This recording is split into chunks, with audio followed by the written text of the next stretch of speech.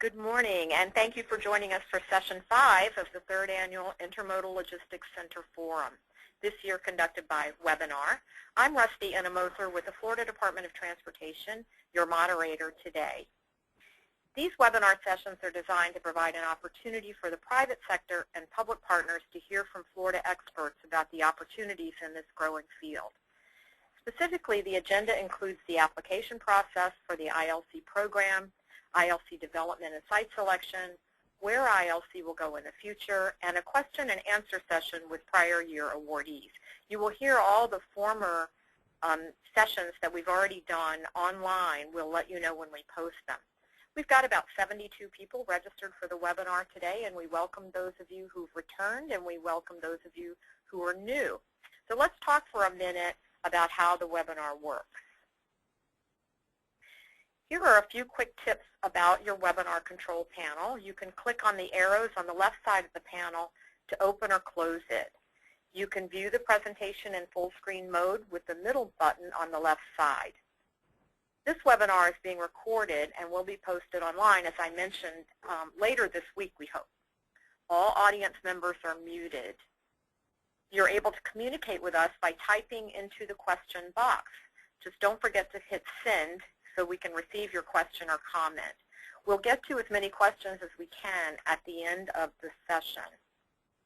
Now, if you have more than one person at your location, please enter the number of people at your location in the question box. That gives us a better estimate of the number of people actually attending today's webinar. Thank you very much for that. So our presenters today are Assistant Secretary Rich Bider will provide a very brief introduction for us, and then our other presenters are Chris Edmonston, Jennifer G. Weeks, Russell Marcus, and Corey Henderson. And I'll go ahead and read their biographies now.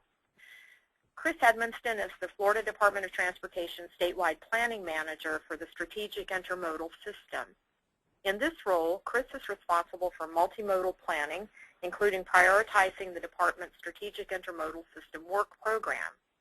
In addition, Chris oversees a number of other planning-related activities, including planning studies, GIS, and database management.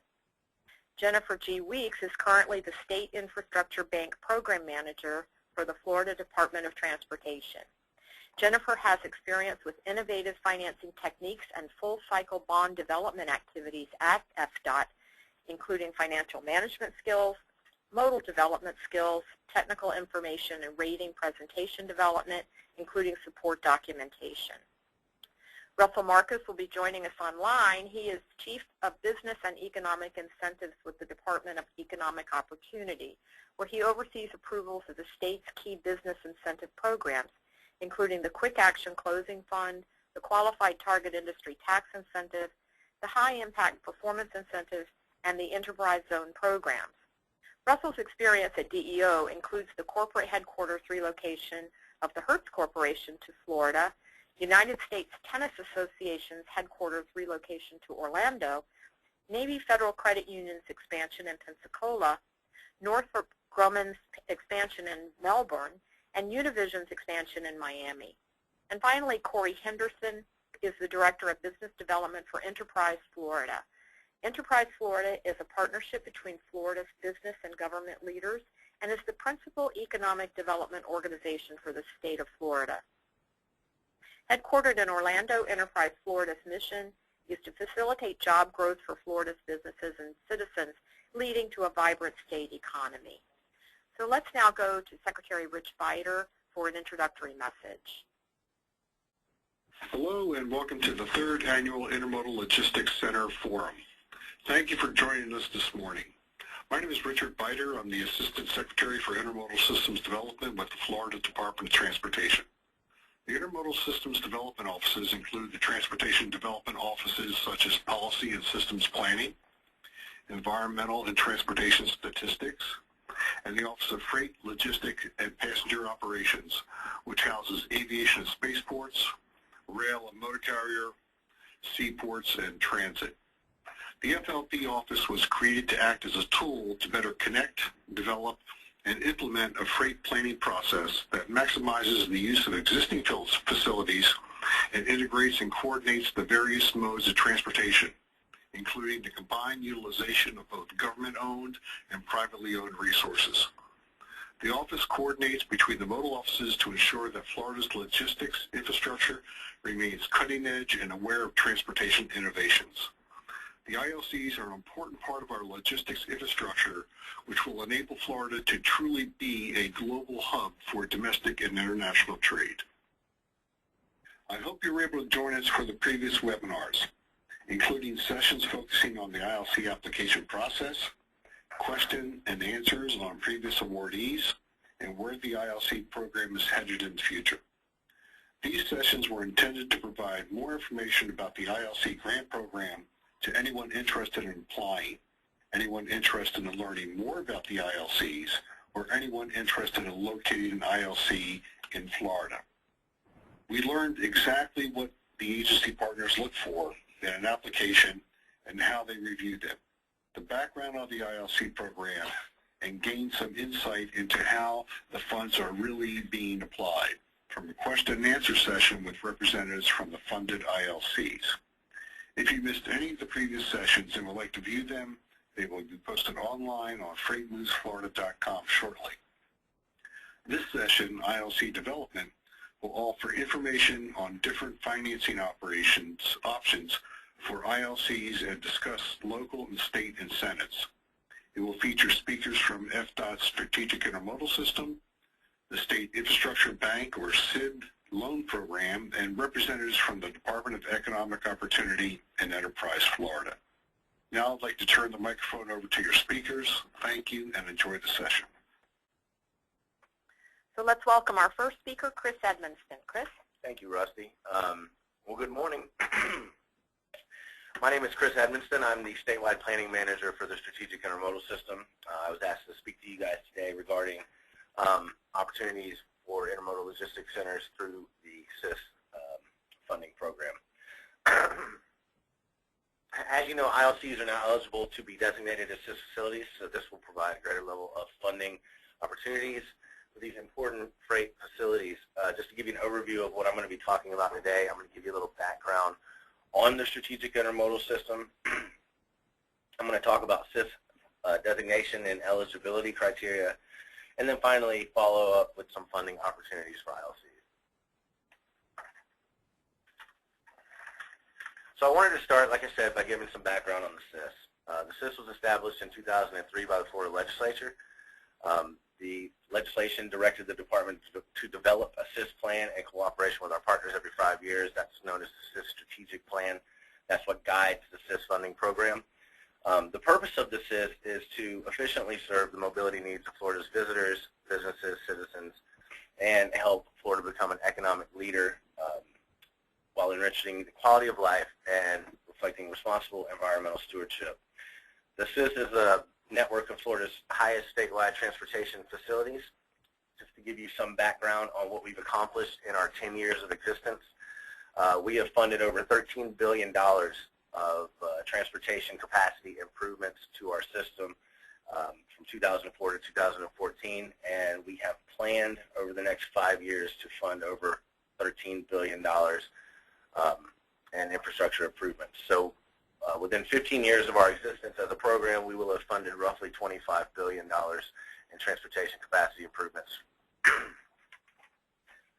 So this is our official SIS transportation map. The SIS is comprised of over 4,600 miles of highways, 19 airports, 7 freight terminals, 2 spaceports, 34 passenger terminals, 11 seaports, and over 2,300 miles of rail lines. I alluded to the SIS strategic plan earlier. The 2010 SIS strategic plan outlined 7 objectives related to planning for SIS facilities. These objectives are interregional connectivity, that's connections between Florida's economic regions.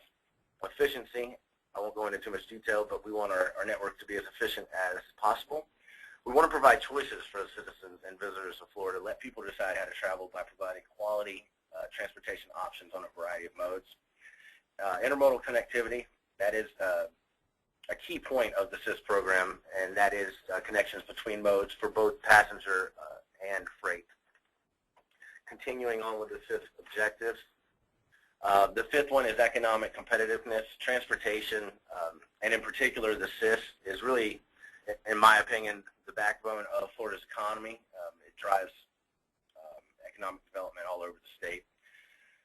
Number 6 is energy, climate, and air quality. So the SIS program, like I talked about earlier, strives to make Florida a better place to live and work through environmental stewardship. And finally, emergency management is a key objective of the SIS because we want to be able to ensure efficient hurricane evacuation and quick emergency response. So from the SIS perspective,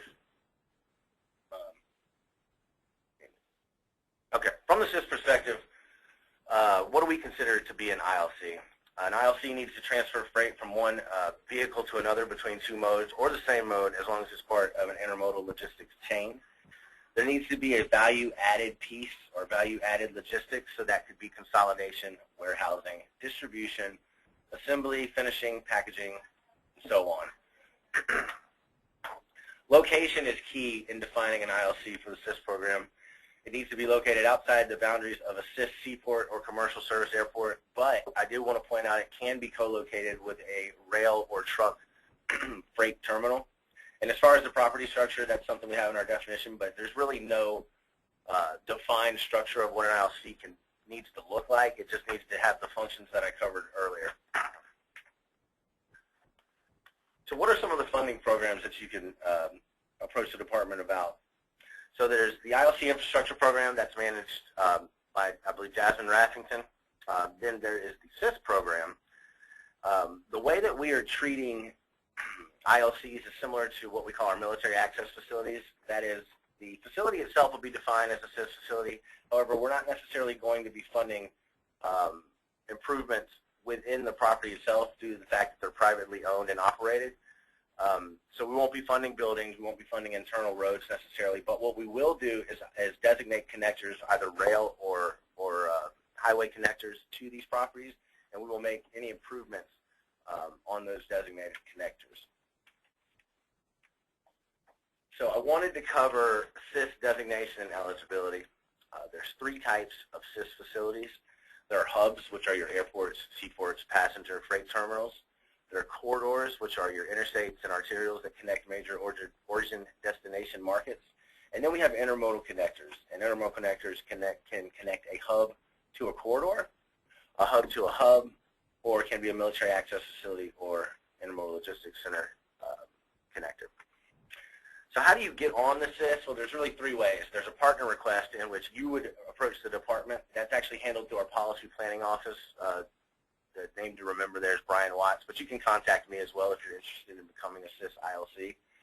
We also do an annual review process where we analyze the state's transportation facilities to determine if activity levels now meet SIS thresholds. And we do a comprehensive review, which is done through our SIS strategic plan update, which is actually ongoing right now and scheduled for completion in December of 2015. A couple things to keep in mind in terms of SIS designation eligibility for ILCs. ILCs are defined in Florida statutes. They must support, like I mentioned earlier, trade moving to or from a SIS seaport or airport, and they need to be found in a local comprehensive plan. For threshold criteria in terms of activity that we'd be looking for, we're really going to base that on the type of mode that's used. We already have defined criteria for each individual mode, be it truck, rail, seaport, so on. But just, as a rule of thumb, we'd be looking for that activity level to, coming in and out of the ILC for a SIS facility to be at about 0.25% of total U.S. tonnage. We also have what we call emerging SIS facilities. These are facilities that have not yet met that criteria threshold to be considered full SIS, so to speak, but they are expected to in the next 3 to 5 years. For that, we're looking for about 0.05% of total U.S. tonnage. Now, I just want to make a quick distinction. The SIS and emerging SIS, in terms of funding eligibility, we don't treat them any differently. We can fund all. We can fund either one. So I did just want to point that out. There's not a lot of difference from a funding perspective between SIS and emerging SIS. So additional considerations for SIS designation. even if the ILC isn't currently in existence, we will allow planned ILCs to be designated as emerging SIS facilities. If, like I said, you're likely to meet that activity level within 3 years of opening. You also need to have partner consensus with all the parties around the immediate area of the development. This would be done, you would gather letters of support, things like that, that would kind of help you through the designation process. And then finally, obviously the development is going to have to be financially feasible before we're willing to put it on our SIS. So this is the final slide. I just want to cover state matching requirements for ILCs. Like I said, we will not be funding improvements on the ILC property itself, but we will fund up to 100% for any improvement on a roadway connector to that ILC. So that will certainly improve the mobility and efficiency of operations at that Intermodal Logistics Center. For rail connections, we'll fund about 75%, up to 75%, and that meaning either the rail company or another partner would have to put in the additional 25%. That really covers the basics of the SIS program. I think we're going to answer some questions at the end. So I just wanted to thank you guys for the opportunity to let me come in and kind of talk about our vision for strategic intermodal system and ILC interaction. So with that, I'll turn it back over to you, Rusty. Okay, thanks, Chris. Our next speaker is Jennifer Weeks, State Infrastructure Bank Program Manager for Florida DOT. Jennifer? Good morning, and thank you, Rusty. Great presentation, Chris. Thanks. Again, this is Jennifer Weeks. I am the State Infrastructure Bank Program Manager here at the Department of Transportation. And we're going to go through some slides here. First, some quick facts, a couple of quick facts. Did you know? Since inception of the SIB program, we've had a total of 93 applications that have been approved. And to date, the SIB has awarded loans totaling $1.4 billion, leveraging $9.3 billion in total project costs. So for every $1 loan, it leverages more than $6 in total project costs. And something that may be of interest to this audience, of those 93 applications that were approved, 14 were for logistics centers or other types of intermodal facilities. So maybe you could be the next recipient of a SIB loan. This next slide, this is a graphic that gives you an idea of the geographic diversity of those 93 approved applications and how they are spread across the state. Okay, and you may be asking, what is the SIB? Well, the SIB is a revolving loan and credit enhancement program consisting of 2 separate accounts and is used to leverage funds to improve project feasibility. There's a federal side of the SIB program, and Florida was one of the 10 states selected to establish a pilot program as part of the National Highway System Act of 1995. And then in 97, Florida again, one of 10 states, was selected to establish a SIB program. Florida's federal SIB continues to operate through an executed cooperative agreement under the Transportation Equity Act of the 21st century, or otherwise known as T21. And then we have a state account. Florida state account was established under Senate Bill 862 in 2000, and there has been subsequent legislation that has authorized the department to leverage the existing state-funded loan portfolio to provide a recurring source of loan funds through the issuance of tax-exempt bonds. The repayments of these existing loans are revolved, and they're used to fund those existing loans themselves and future loans. So the repayments are very important. They're a very, very important component of this program. The agenda for today's SIB presentation, I plan to move fairly quickly through the first 6 to 7 bullets, and we're going to talk about the overall purpose of the program, the goals that we hope to obtain, the types of financial support that the SIB can provide, the performance of the program, the strengths and the challenges we face, and project eligibility. And then we're going to spend a little bit more time on the key considerations of financing, the selection criteria that we're looking for, and a new process that is being implemented for this upcoming SIB cycle the letter of interest, and the application process. The purpose of the SIB is to provide intermodal financial solutions for transportation needs. Advanced transportation projects that may be planned but lack the final dollars to fully fund the project, and in some cases provide funding for projects that may not have been able to move forward at all. It's financial support for projects that provide a direct link between mobility and economic growth.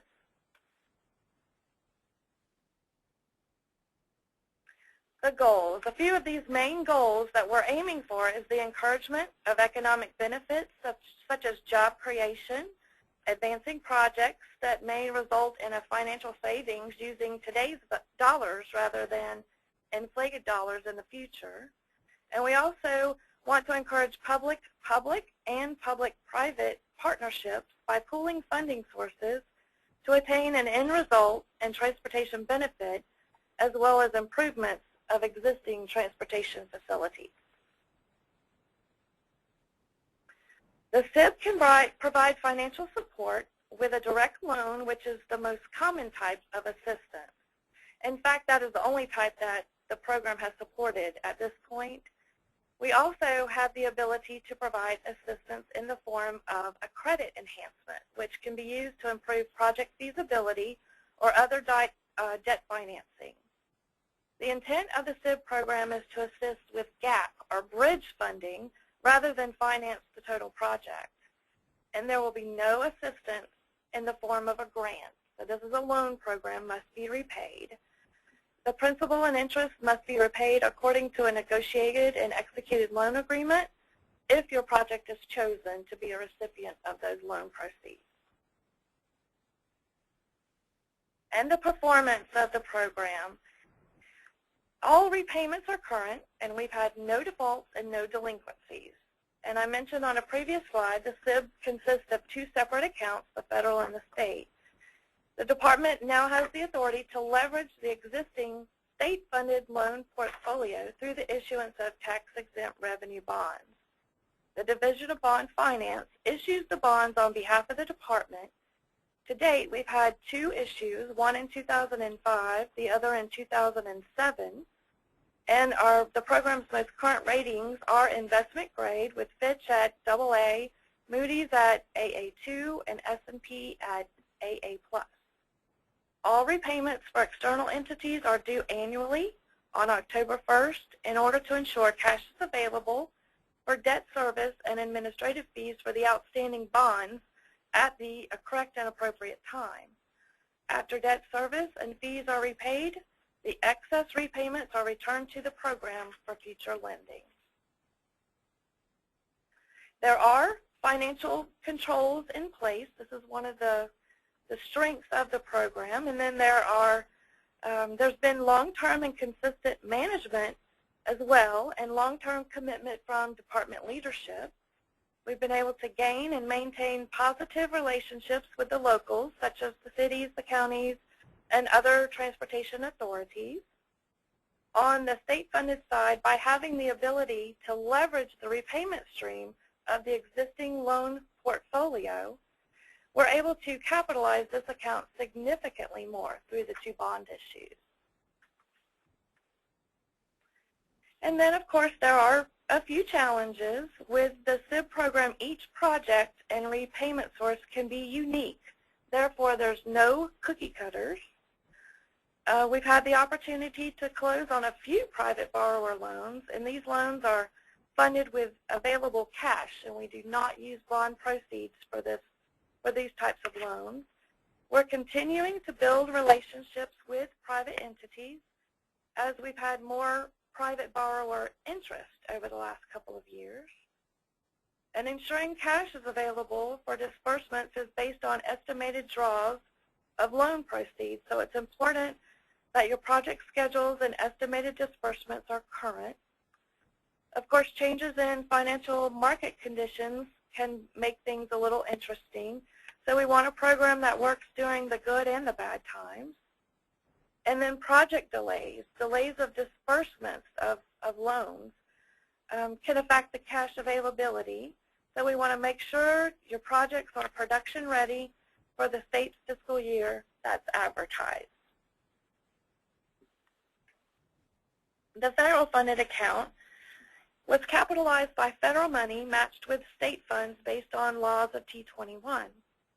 So projects here must be eligible for assistance under Title 23 United States Code, which are mainly the highway projects, or capital projects as defined in Section 5302 or Title 49 United States Codes, which are mainly associated with transit improvement projects. Projects must be included in the adopted comprehensive plans of the applicable metropolitan planning organization and must conform to all federal and state laws, rules, and standards. The state-funded account is capitalized with state money and bond proceeds, as we discussed earlier. These projects must be on the state highway system or provide for increased mobility on the state system or provide intermodal connectivity with airports, seaports, rail facilities, or other transportation terminals. Again, projects should be adopted with the local MPO and local government comp plans and must conform to policies and procedures within applicable Florida statutes and other appropriate standards for the transportation system. And on this slide too, I have the CIB website, which we'll reiterate again later, but this website will provide more details regarding the eligibility requirements. Some key considerations. When we're looking at a CIB application and doing an analysis of that request, things that you want to think about. Does the project have secure sources of funding to repay a loan? Are there local and or private funding sources on the project? Are there backup sources of funds to complete the project or repay the loan should other funding fall short? Are there financial safeguards in place to cover contingencies or additional project costs? And something to think about here again, contingencies should be included in your total project cost estimates. Once the CIB amount and loan agreement are executed, we will not be able to amend the amount to cover any additional expenditures above the loan amount. And does the borrower understand that this is an expenditure-based reimbursement program? You spend your money and the CIB reimburses eligible costs by drawing on the loan. Selection criteria. We will complete a net present value analysis and a rate of return on the repayments. And we're going to be looking at some of those key considerations again. Is that project consistent and adopted with the local MPOs? Does the project encourage, enhance, or create economic benefits, or increase or improve safety? Does the project help maintain or protect the environment, improve intermodalism, use new technologies? Again, just something to think about prior to submitting your letter of interest. Okay, so now we're going to spend just a little bit more time. We're going to focus on these areas, the letter of interest, or LOI. The upcoming CIB cycle will be the first time that we will be requiring a letter of interest.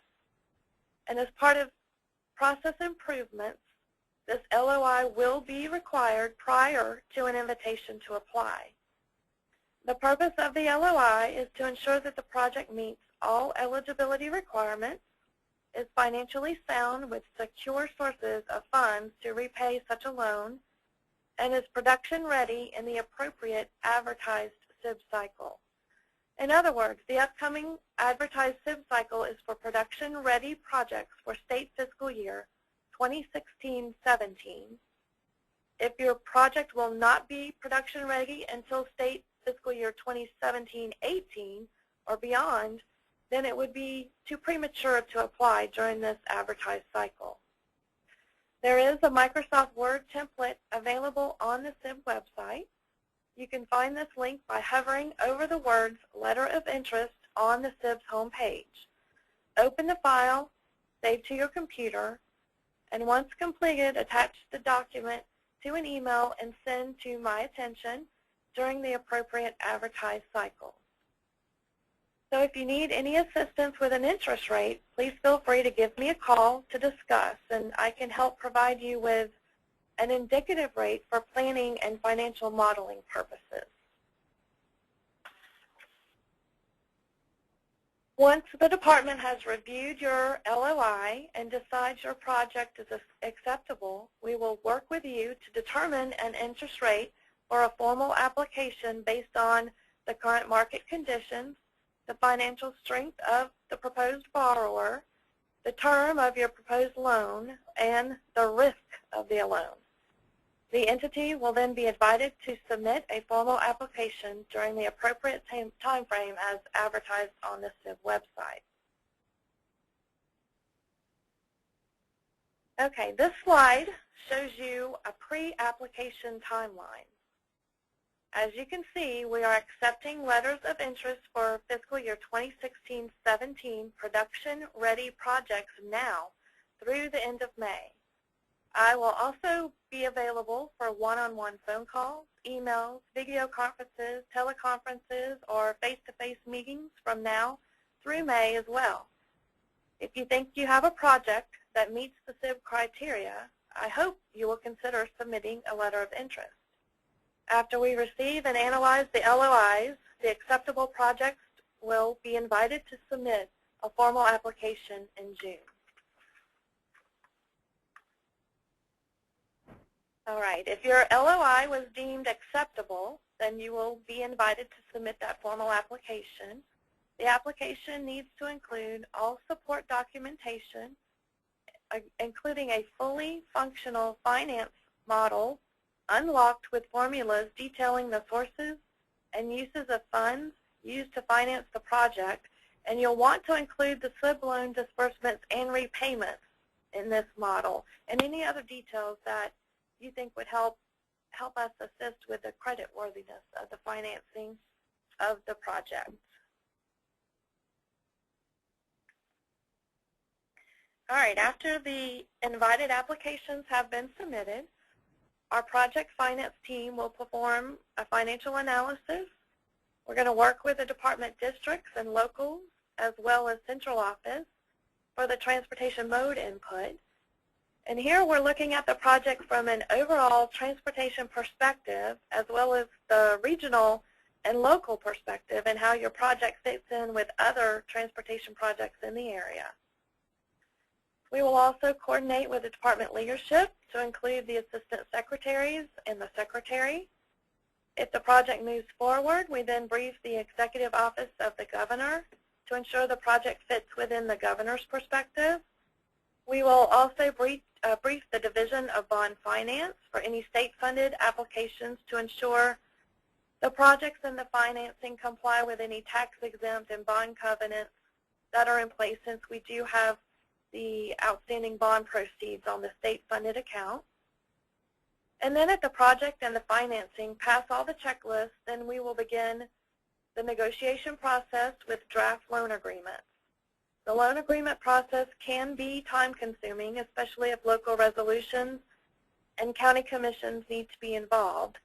Just something, again, to think about so you can plan accordingly.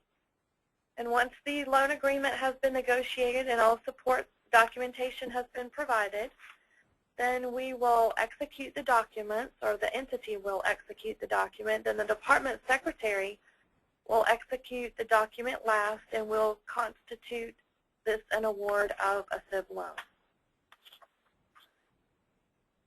And this is another timeline that basically gives you an idea of what we just discussed there. It's the application and negotiation process timeline. The cycle opens for invited applications at the beginning of July and closes at the end of August. And then I will provide a summary to management in September and conduct financial and project analysis with the districts, the MPOs, the transportation mode managers, and when I say mode, I'm talking airports, seaports, rail, those types of modes. And then we talk to the managers in September through October, and then we coordinate with the Assistant Secretary for Finance and Administration as well as the secretary of the department in October through November. And then we work on gaming those selected, what we call tentatively selected projects, into the SIB finance plan to ensure that there's financial capacity, and program the tentative awards into our work program to ensure that the projects go through the normal legislative and budget process. We brief the governor's office and the Division of Bond Finance. We hope all those things happen in November. And then we move on to the draft of the loan agreements and final negotiations in November and December. And we hope to have executed agreements shortly thereafter. And this is just a timeline of hopeful months that we can consider. Obviously, there are times that we go a little beyond, but this is the plan. Okay, the upcoming SIB cycle is for federal and state eligible production-ready projects in state fiscal year 2016, 2017. The letters of interest can be submitted now through May 29th, 2015. And then if you are invited to apply, formal applications can be submitted July 1 through August 31 of 2015. And if your project is selected to receive an award of SIB funds, the negotiation of the draft loan agreements will begin around the end of November. On the previous slide, we provided you with the upcoming advertised SIB cycle for, again, state fiscal year 2016-17. If awarded a loan and loan agreements are executed and negotiated, or negotiated and executed, SIB funds will be available the week the budget post, July 1st of 2016. So basically, you apply a year in advance, as all SIB projects are programmed into the department's work program and go through that normal legislative and budget process. Well, I guess I just want to ask you a question or two. Could you be the next recipient of a SIB loan? Will you be the next star on our map? Thank you, guys. That's all my presentation. We do have that next slide does give you my contact information. If you have any questions or concerns, please feel free to call me or email me. I'll be happy to walk you through the process, and I really appreciate everyone's time. Thanks. Jennifer, thank you so much. That was a great presentation. I'm sure that it was very helpful for people listening in. Our next speaker is Russell Marcus, Bureau Chief of Economic and Business Incentives for the Florida Department of Economic Opportunity. Russell? Thank you very much, Rusty. Hi, everyone. I'm going to speak today about the state's economy and where we are, and a little bit about some of the special programs that we have in our department that could be useful for your industry. Now, Florida's economy has been strong for the last 5 years. Has been stronger in the last 5 years, increasing at. Can you go to the next slide? Sorry. All right. Thank you. Since January of 2011, we've seen rapid growth in the number of jobs in Florida. Now, this growth started with jobs that are good jobs, but not high-wage jobs. Now we're transitioning into higher-wage jobs, and as those jobs develop, we're going to see a slowdown in the decrease in the unemployment rate, but we're going to see more sustainable jobs in the state. Go to the next slide.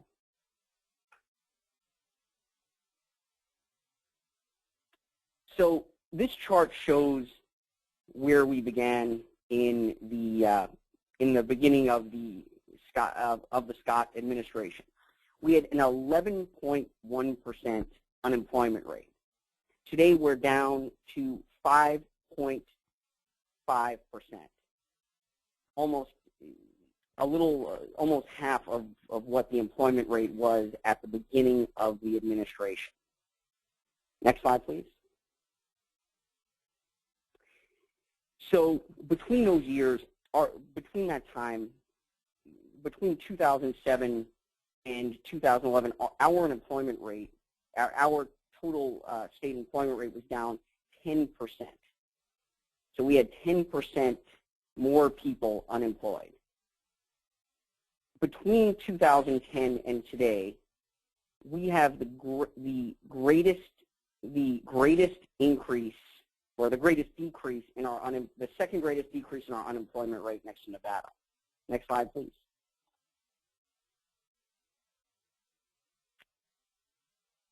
Today, we're one of the strongest of the large states. But as you can see over the last year, the decrease in our unemployment rate has slowed. And it's something that we need to work with industry and the state to increase again with high-paying jobs. Next slide, please.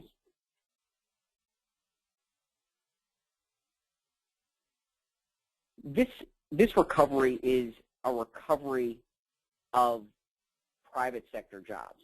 While we decrease the size of the government, which ultimately comes from your pocketbooks and is unsustainable, we've allowed the private sector to thrive.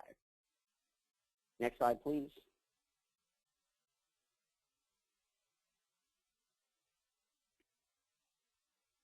In particular, we've seen a very significant and consistent growth in non-agricultural jobs. Next slide, please. All right, this chart shows the annual job growth rate, comparing it to the rate in the U.S. overall. So we can see we've beat the U.S. average since 2012, which is a significant accomplishment. Next slide, please.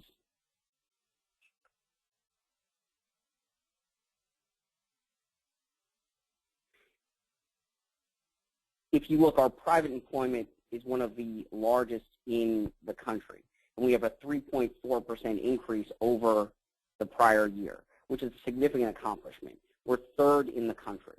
Next slide, please.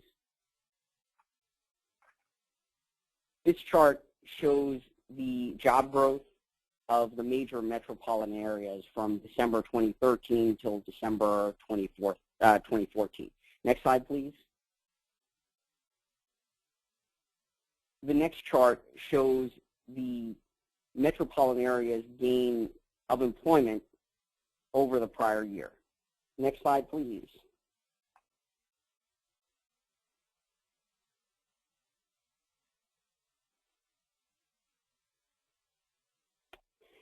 This slide shows the sector growth of employment in the state between December 2013 and December 2014.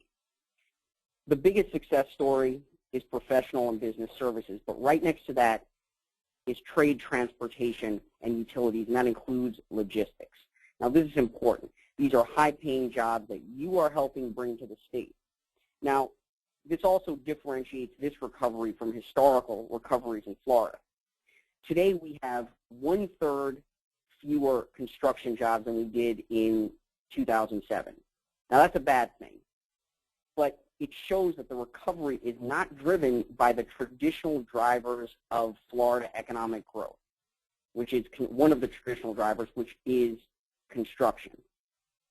Those are less sustainable jobs than the jobs that we have been growing. And importantly, we're at a time where the Panama Canal expansion is going to go online in 2016, which gives us a great opportunity to further expand this industry and bring it to #1 in job growth in the state in the coming years. Next slide, please. Online job postings is an important leading indicator of future job growth. And this is the first time we are above where we were in 2007. It is important. We're above pre-recession levels. So as an indicator, this shows that jobs are growing. And these are the kind of jobs, these tend to be more sustainable career jobs that we want to see coming to the state. Next slide, please. Now I'm going to talk to you a little bit about our special programs that we don't always hear a lot about. These are programs that are principally managed out of DEO and not out of Enterprise Florida. So Corey will speak a little bit about what Enterprise Florida does. These are programs that could be available to you to help with your communities. Next slide, please. The Florida Enterprise Zone program has been a fairly widely used program. There are 65 designated enterprise zones in the state. In fiscal year 2013-14, we had $15.8 million worth of state incentives approved. And these incentives take a variety of forms. Generally, though, they're in the form of tax credit for sales and corporate income tax. And they're for businesses that locate or expand in these designated enterprise zones. And these enterprise zones also include, in some cases, logistics centers and airports and ports, or areas just outside of ports. However, this program is going to expire at the end of this year. So depending on what the legislature does, this program might not be around next year. The Community Contribution Tax Credit Program allows tax credits for contributions to certain charitable organizations within local communities and they're credits against corporate income tax and sales tax. So they can be useful for businesses that want to support their communities. Next slide, please. The Rural Jobs Tax Credit Program provides tax credits for job creators in rural areas. We have 36 designated rural areas. We annually have an allocation of $5 million dollars in tax credits. However, this is one program that we'd like to see more interest in, and we certainly have the capacity to take more applications for this program. Next is the Urban High Crime Area Job Tax Credit Program. Now that provides tax credits for businesses that locate or expand in designated high crime areas, which are periodically ranked based on their crime rates. There are $5 million of tax credits annually, and this program has been fairly widely used. So, to the extent that businesses locate in these areas, this could be an asset for the business to get some of their taxes back. Anyway, that's the end of my presentation, and thank you very much. Thank you, Russell. That was very interesting, and I'm sure our participants got a great deal of information out of it. Now let's welcome our next speaker, Corey Henderson, Director of Business Development for Enterprise Florida. Corey? Good morning. Again, my name is Corey Henderson, and I'm a Business Development Director at Enterprise Florida, where my sector specialty is logistics and distribution. So I hope that for some of you this is not repetitive. I hope for most of you this is new information. So who is Enterprise Florida? Most people are very familiar with DEO, the organization Russell works for, and we are a sister organization to DEO, but Enterprise Florida is a public-private partnership. We are not a state agency.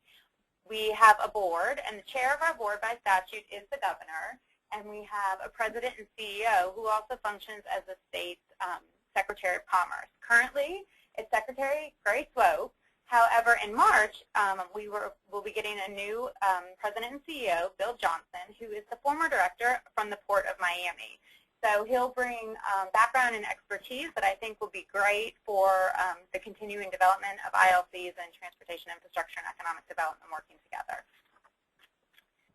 So Enterprise Florida, we're made up of most of the same entities that you would see in any organization. We have our marketing folks, but we also have some unique components. And I use this slide to highlight our international trade component at the bottom of the slide, because while I'm not going to address their programs today, as your ILCs develop, you're all in different stages. And so as you become more developed and you have clients on site that you're working with, it's really important to remember we have an international trade group not only do we have regional export directors across the state of Florida, we also are in, we have 15 offices in 13 countries around the world. So if you are at the stage of development where you're working on international trade and export, or you have clients that are, please be sure to check out our website and get to know our folks in your region.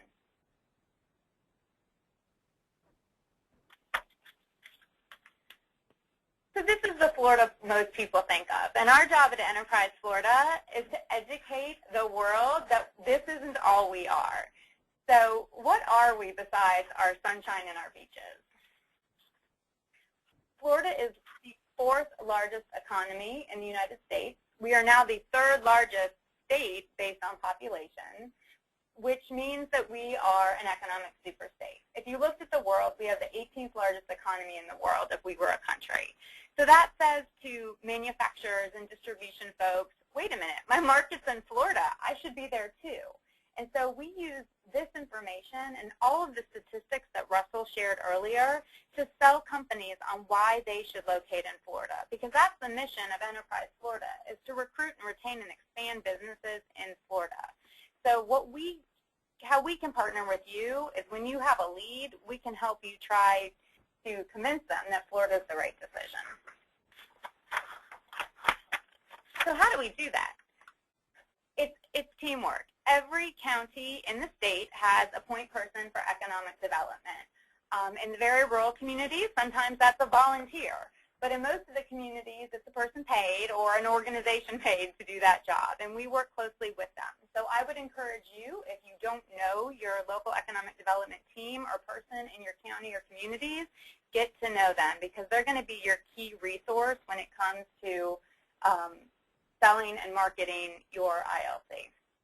We also work very closely with DEO, with Russell's team, and with CareerSource Florida, the local CareerSource offices, and Space Florida. We can't do it without everybody's participation. So what are these companies and projects that Enterprise Florida works on? Everybody always says, oh, my company is going to expand. We love it in Florida. And we say, that's great. We love that you love Florida. We're excited you're going to expand. So we work what's called the competitive project. If the company said to us, we're going to expand, we don't know if we're going to stay in Florida. You know, Alabama and Georgia have some things that you don't have in Florida, so we might go to Alabama or Georgia. That becomes competitive. On the flip side, a company is looking for a large site for their manufacturing facility or their distribution facility, and they're not sure. You know, the Atlanta market and the port in Savannah, they're good for them. So what we do, that's a competitive project to us, is we convince them, no, we have the port facilities that will meet your needs. We have ILCs that will meet your needs. We have a workforce that's better than their workforce, so you should choose us. So that's competitive, and that's what Enterprise Florida focuses on. So while international trade and tourism and small business growth is really important and the key backbone of Florida, that's not the mission of our organization. The same thing as a hospital. Recruiting a hospital, not our mission. That's market-driven. The hospital has to be there. There's patients to serve. They're going to be there. So again, Enterprise Florida, we work on competitive projects. Your local communities, they'll work on some more of the facilitated growth and market-driven projects, but that's not our key sector. So which competitive projects do we work on? We work on what's called a target industry. And our target industries are in statute. So we can't just decide at a whim to add an industry to the list. It's in the statutes. And every 3 years we work with the legislature to make sure that our target industries are reflecting Florida. And they reflect Florida in the criteria that are listed above. So you'll note that agriculture and construction, they're not on our target industry list because we're already good at that in Florida. Our target industry list looks to diversify Florida's economy and bring in new high-wage jobs and stable jobs, so that if there's another BP spill or another crash in the real estate industry, we're not losing a huge swath of jobs based on tourism or construction. So we really look to have a target industry list that's stable, has growth, and pays high wages.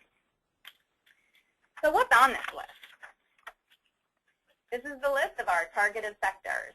It's pretty broad, and I think for most of you, the Obviously, manufacturing and the logistics distribution sectors will probably be key highlights.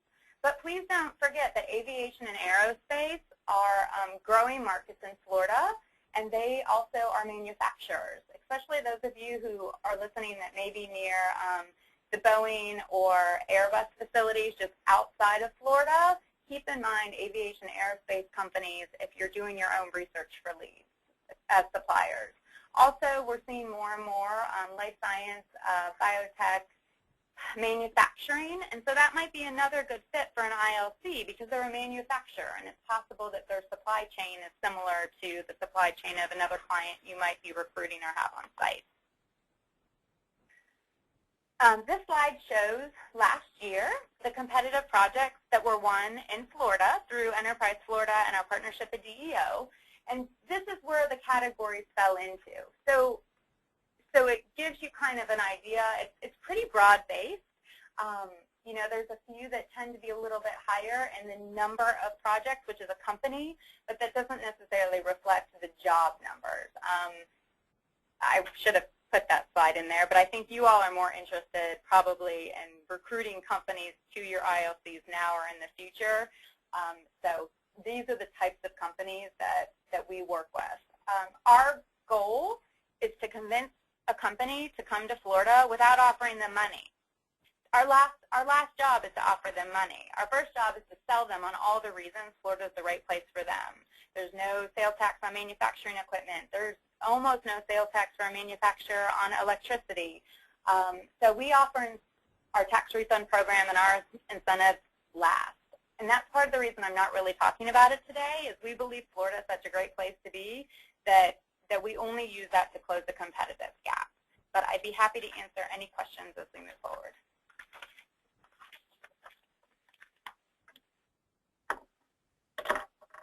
Thank you so much, Corey, and thank you to all of our speakers. I think all of our presentations were very interesting today. We're going to start taking some questions now that we've received.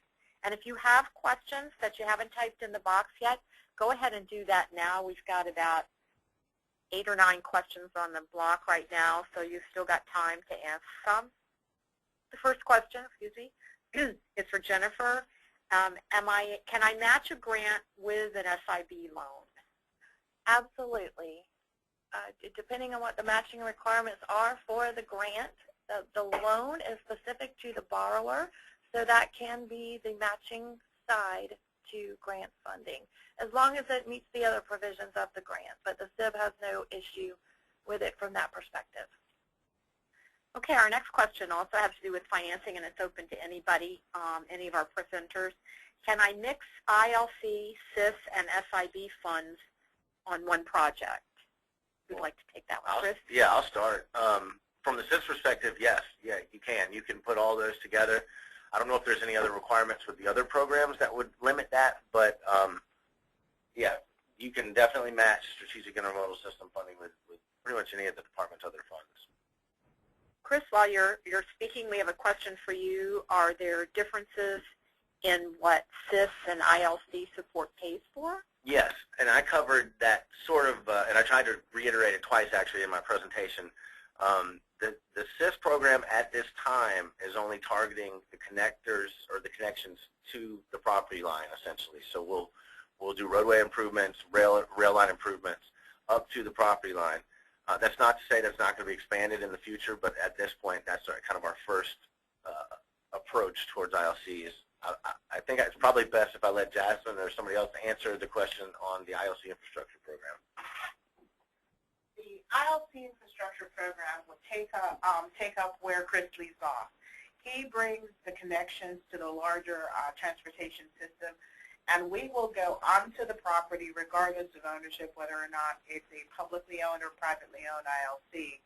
And with regard to whether, the previous question, Rusty, as to whether or not you can mix ILC funding, yes, you can. And one of the things that we hope to do as we grow this program and emphasize technical assistance with the freight coordinators, we would be happy to sit down with you as you plan your project or you have an existing project and you want to grow it to identify options that we can assist you in accessing on how to utilize available both state funding and perhaps local assistance to package your project to make your ILC more successful and grow more jobs in our state.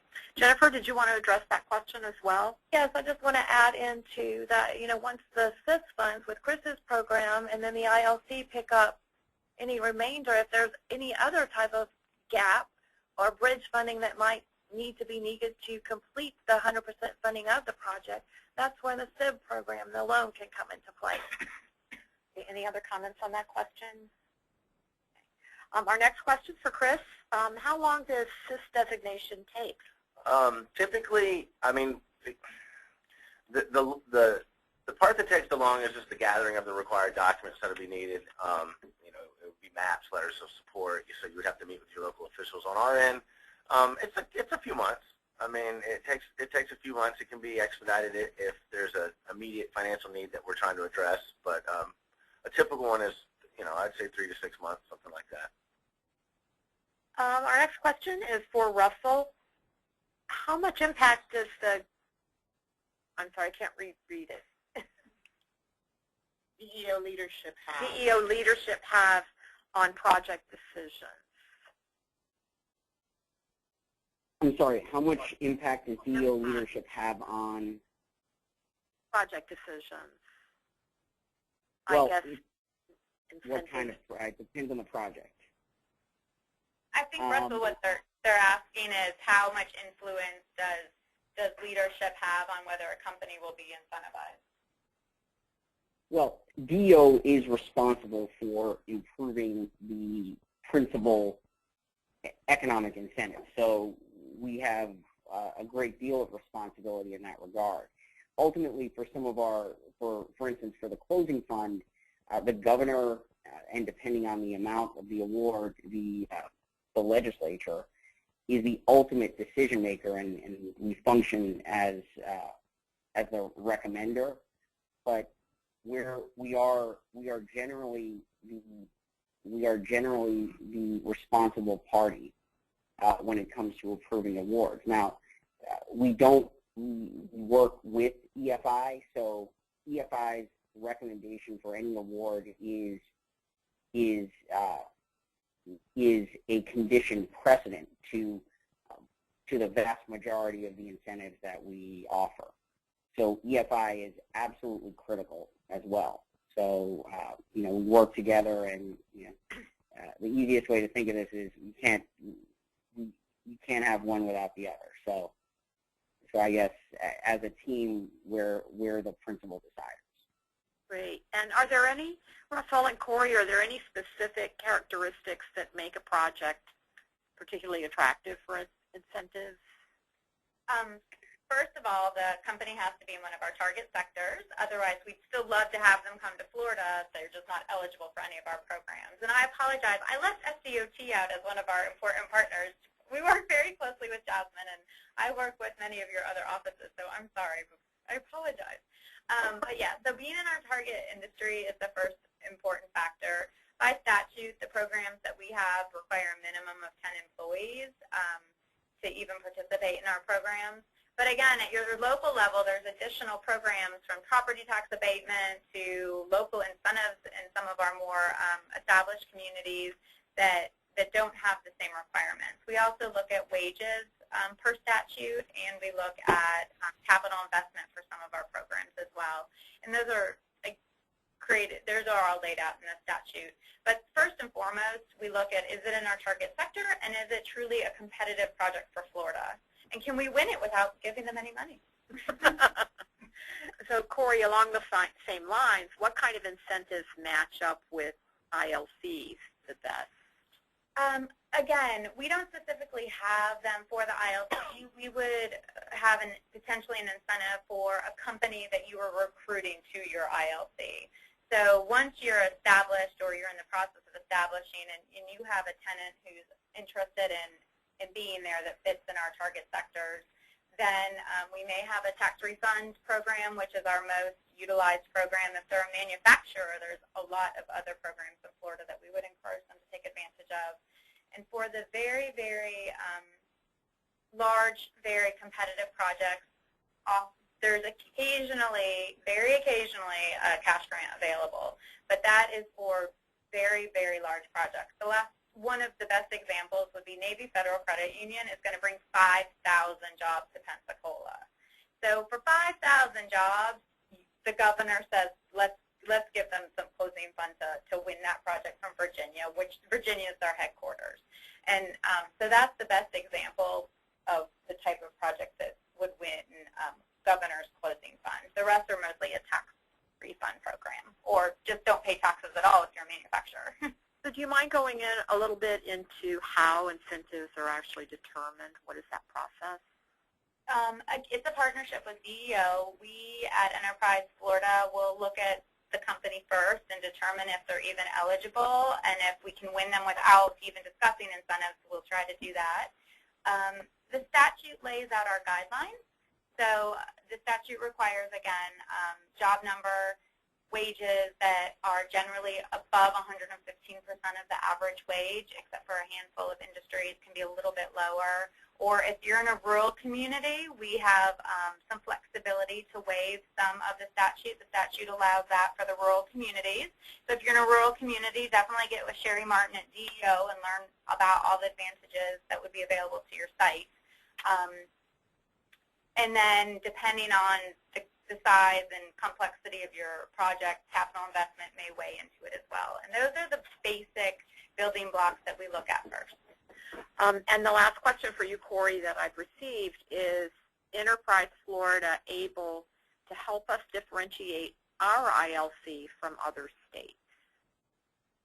You know, we have to be very careful. We sell the entire state of Florida, and so that would be asking us to sell one port over another, and there's 15 ports. And so we will utilize your marketing materials to convince a company that you're the right place for them. We ask companies a lot of questions. Do you need to be by an airport? Do you need to be by an ILC? Do you need to be by a port? Do you need to be by the interstate? So we'll go through a variety of questions with them that will help us narrow down, since Florida's huge, where would be good communities. And then we use your materials, which we hope you have provided to your local economic development team, to sell your site to them. I also don't want to forget to mention CareerSource Florida and the local boards. They are also a component in our incentive process. They have training dollars that oftentimes the company wants more than they want anything else, as they want training dollars to support their workforce, and we partner with CareerSource to offer that as well. Great. Well, thank you so much. That's the end of our questions for today. As I mentioned at the beginning of the webinar, the session has been recorded and will be posted on freightmovesflorida.com, hopefully in the next day or so. If you have coworkers who weren't able to attend some of the sessions, or you haven't been able to attend them all, or if you just want to go back and listen to them, please check out that site and see when they are located up on the website. Finally, all attendees who registered will receive a very brief survey through the email, and we hope that you'll take a moment to give us your feedback about these webinars. Excuse me. I'd like to again thank our speakers today, Jennifer Weeks, Corey Henderson, Russell Marcus, and Chris Edmonston. It's been a great session. Thank you so much, and thank you audience members for tuning in. And be sure to join us this afternoon for site location session at 2 o'clock. That'll be a very interesting webinar. Have a great afternoon.